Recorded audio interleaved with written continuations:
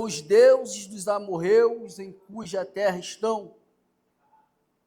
Porém, eu e a minha casa serviremos ao Senhor. Esse texto é um texto em que Josué está dando as suas últimas instruções ao povo de Israel. A terra já tinha sido conquistada, a terra já tinha sido dividida, e agora Josué está dando as suas últimas instruções para as famílias daquele local. E ele está dizendo que, no versículo 14, ele começa dizendo: agora, pois, temam ao Senhor e o sirvam com integridade e com fidelidade. Joguem fora os deuses que os pais de vocês serviram do outro lado do Egito e sirvam ao Senhor. Aqui entra um divisor de águas. Por quê? Porque Israel, outrora, quando estava caminhando no deserto, Israel se desviava do Senhor. Outrora, Israel, de vez em quando, estava com Jesus, andava com Deus, mas em determinado momento, quando começavam-se as lutas, começavam-se as provas, começavam as dificuldades, o povo tendia a se inclinar para os deuses estranhos. O povo decidia inclinar-se para doutrinas estranhas, para caminhos tortuosos. Agora, já em suas terras, o conselho é: temam ao Senhor teu Deus, com integridade e com fidelidade. Agora Josué está dizendo para eles: olha, agora vocês precisam caminhar sozinhos. Agora vocês precisam educar as suas famílias. Agora vocês precisam seguir a Deus e andar em retidão. Agora vocês precisam ensinar as suas famílias, ensinar as suas casas a fidelidade ao Senhor, ensinar as suas casas a andar em integridade total, exclusiva a Deus. Mas aqui é o momento de decisão, porque a decisão entre andar com Deus e não andar com Deus não era única e exclusivamente de Josué, e sim de cada família, de cada casa. A decisão entre seguir a Deus e seguir aos deuses daquela terra estranha não era de Josué, e sim de cada chefe de família. A decisão hoje de estarmos aqui não é minha, mas é sua. Porque a salvação não é coletiva, a salvação é individual. Então a escolha precisa ser individual. Porque o que mais vemos hoje é pessoas que param por conta de outras. Pessoas que abandonam o caminho por conta de outras. Famílias estão sendo destruídas, estão sendo abandonadas por conta de decisões erradas que uma pessoa toma e influencia toda a casa. A decisão de Josué é única e exclusiva. A decisão de Josué é única, eu e a minha casa.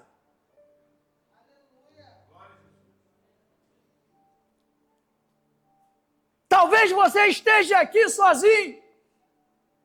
Talvez o seu parente, o seu marido, ou talvez a sua esposa, ou alguém que você queria que estivesse aqui não está, e você possa estar pensando: ah, é só eu.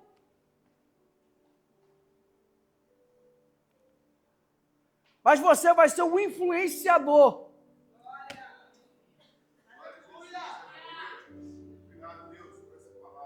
Talvez alguém na casa de Josué poderia estar até meio em cima do muro, mas ele fala: eu e a minha casa. Isso aqui é forte, porque ele está profetizando que não só ele, mas toda a sua casa, toda a sua geração, toda a sua descendência irá servir ao Senhor.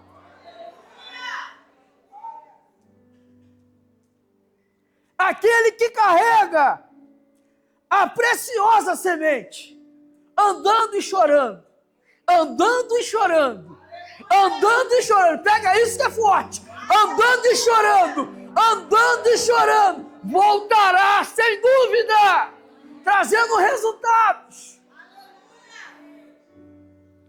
Aqui não está incluindo família, está incluindo aquele que anda, aquele que carrega, aquele que tem a promessa, que vai andando e chorando, voltará, sem dúvida, trazendo resultado.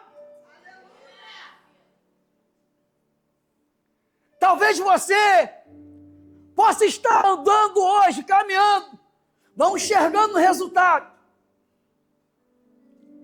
Talvez você possa estar hoje andando e parece que nada acontece.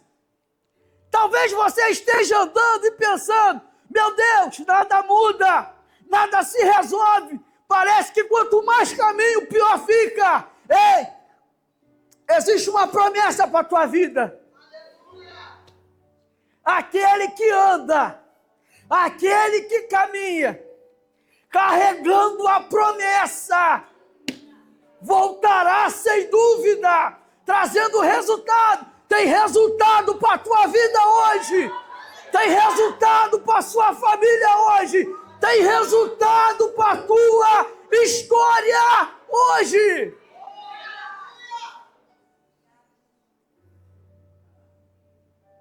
Então tudo começa com uma decisão. Decisão de quê? Entre andar com Jesus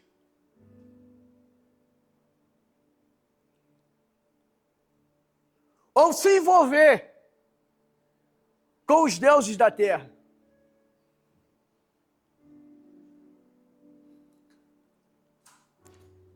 Esse povo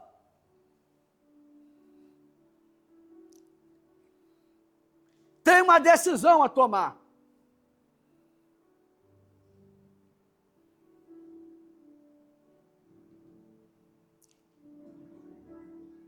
Mas o que me chama a atenção é que Josué é um líder nato.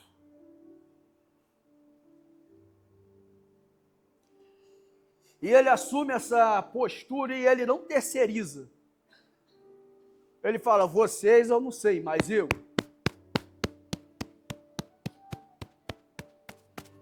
Você eu não sei, mas eu. Ainda que todos parem, eu vou continuar. Ainda que todos desistam, eu vou continuar. Por quê? Porque eu sei quem me prometeu. Eu sei quem me chamou. Eu sei quem me escolheu. Você sabe quem te chamou? É simples. A gente aqui complica as coisas. A gente aqui tende a deixar as coisas mais difíceis. Porque a escolha é simples. Embora pareça difícil, mas a escolha é simples. Talvez andar com os deuses daquela terra, os deuses dos amorreus, dos ferezeus, dos heteus, fosse o caminho mais fácil, fosse o caminho mais prazeroso.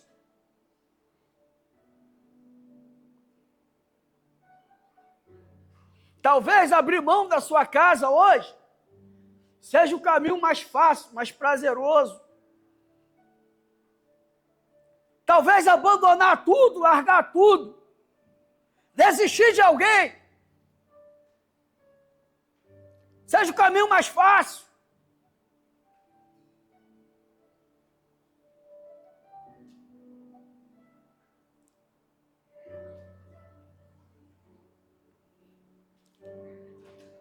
Mas o que me deixa feliz é que, mesmo eu sendo alguém difícil, Deus não abriu mão de mim.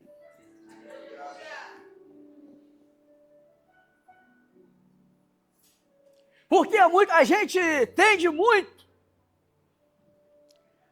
a olhar para quem está ao lado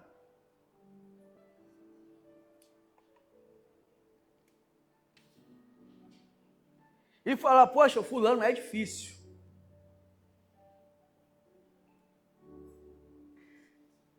A gente tende muito a olhar para alguém e falar, olha, não, eu desisto porque ele é difícil, ele é turrão, o coração é duro.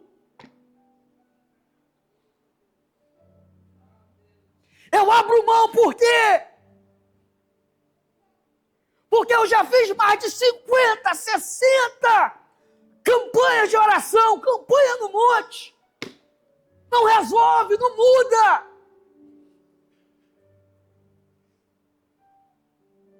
Aí a gente entra nesse julgamento. Fulano não tem jeito. A gente entra nesse julgamento. Fulano não tem jeito. Fulano só vai ter jeito quando cair no leito. Quando não puder mais fazer as coisas que ele gosta. Mas a gente esquece de olhar para quem a gente era. A gente esquece de olhar quem nós éramos antes de Jesus entrar em nossa vida. Quem aqui era fácil?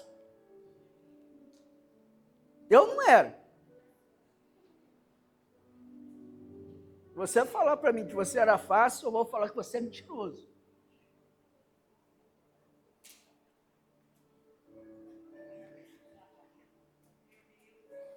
Quantos anos alguém orou por você?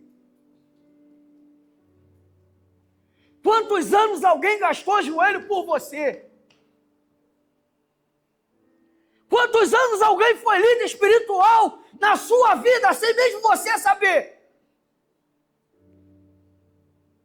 Quantos anos você viveu de bar em bar, de balada em balada, de roda de samba, de forróis em forróis?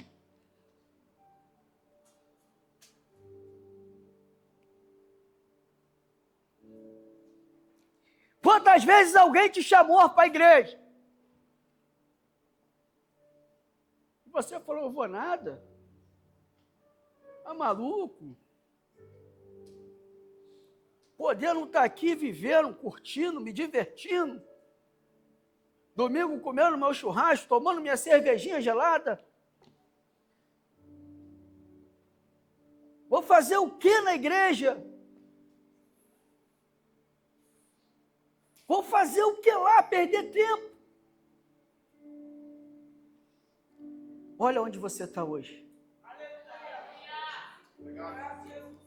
E se você está aqui hoje, foi porque alguém exerceu uma liderança de governo sobre a sua vida, falando, embora ele ainda não acredite, embora ele ainda não saiba, mas eu e a minha casa ainda serviremos ao Senhor. Talvez alguém até já se foi, já faleceu, mas faleceu profetizando. Eu e a minha casa serviremos ao Senhor, aquele que leva a preciosa, eu vou repetir isso porque é forte, aquele que leva a preciosa semente, andando e chorando, voltará voltará com resultado. Quer um conselho? Desiste não. Desiste não. O preço foi muito alto para você abrir mão assim tão fácil.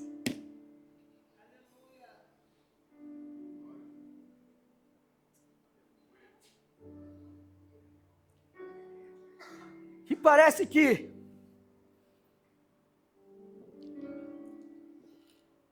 quanto mais difícil fica,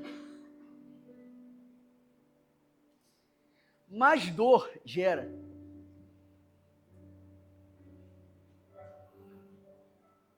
Quer um exemplo?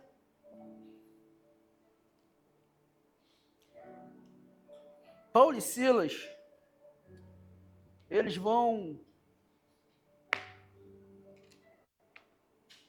pregar em uma determinada cidade.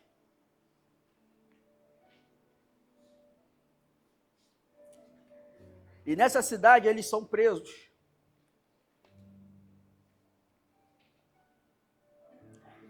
E eles tinham tudo para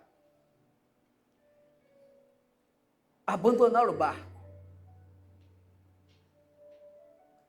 Eles tinham tudo para desistir.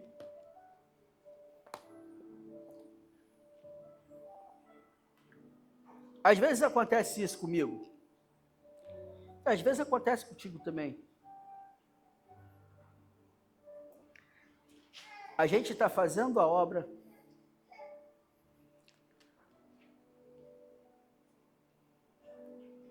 E por estar fazendo a obra, a gente sofre alguns ataques que a gente, em nossa mente, em nosso coração, a gente fala assim, mas Senhor,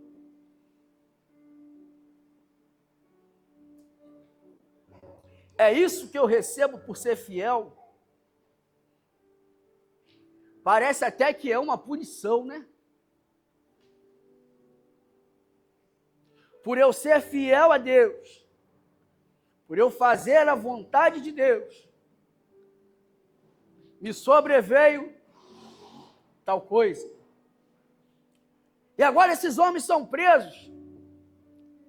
E quando é a meia-noite, ou por volta da meia-noite, eles começam a cantar e a orar. A cantar e a orar. A cantar e a orar. Quem está ao seu redor, volta e fala assim, poxa, esses caras apanharam o dia todo. Eram para estar chorando, gritando de dor, mas estão cantando e orando. Eles estão cantando e orando. De repente, vem um terremoto. Abala aquele cárcere. As prisões de todos são soltas. E alguém está para se matar. E eles gritam, olha, não faça tal coisa. Porque todos nós estamos aqui.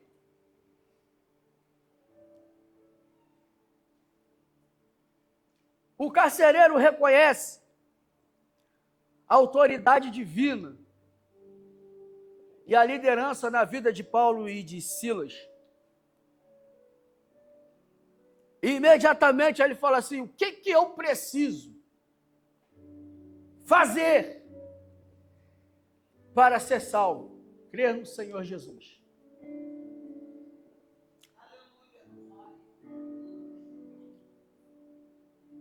Se está faltando fé hoje, Jesus te acrescenta fé. Crer no Senhor Jesus e será salvo. Tu e a sua casa. Não é uma questão de luta, é uma questão de fé. É uma questão de acreditar, de profetizar, de declarar. Ele não sabe. Ele não sabia, mas quando Paulo e Silas entrou naquele cárcere, a salvação já estava lá para a casa deles.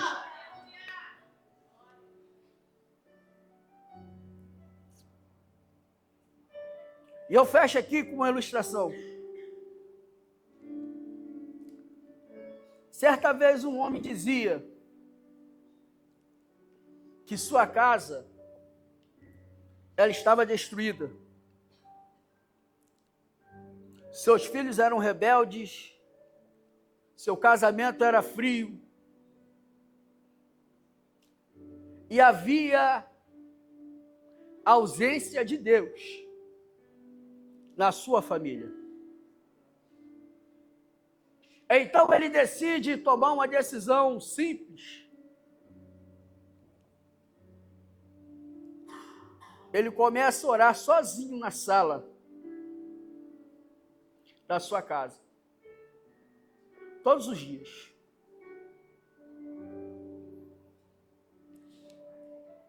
Ninguém participava, mas ele continuava orando. Acontecesse o que acontecesse, todos os dias, ele estava na sala orando. O tempo foi se passando e a atmosfera começa a mudar. Do nada, um filho começa a, sem querer, participar da oração junto com o pai.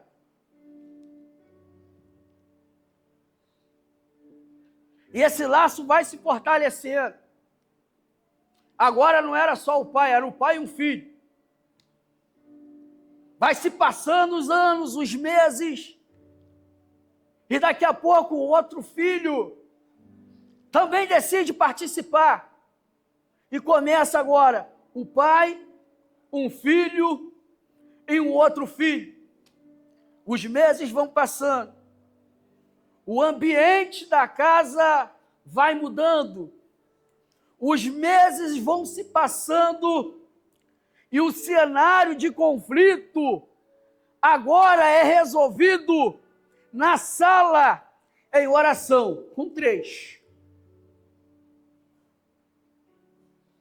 E o tempo continua passando, e daqui a pouco o outro filho se aproxima e também começa a orar junto. Então agora era o pai mais os 2 filhos.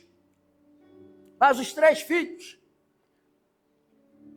E um ambiente que antes parecia de destruição, de caos, começa a ser mudado.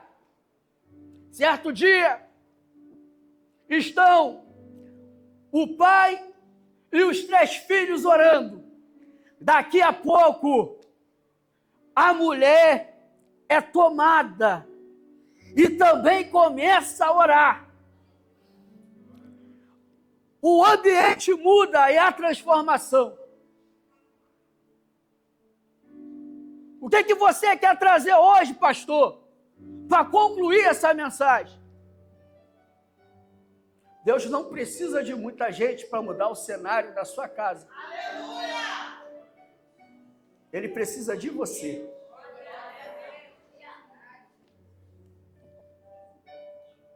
Josué, ele é bem simples aqui, que ele fala assim, olha,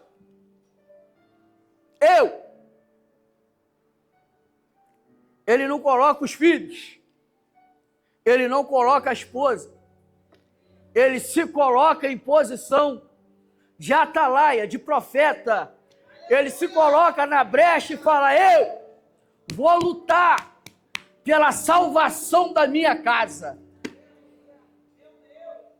Quem está disposto, quem está disposta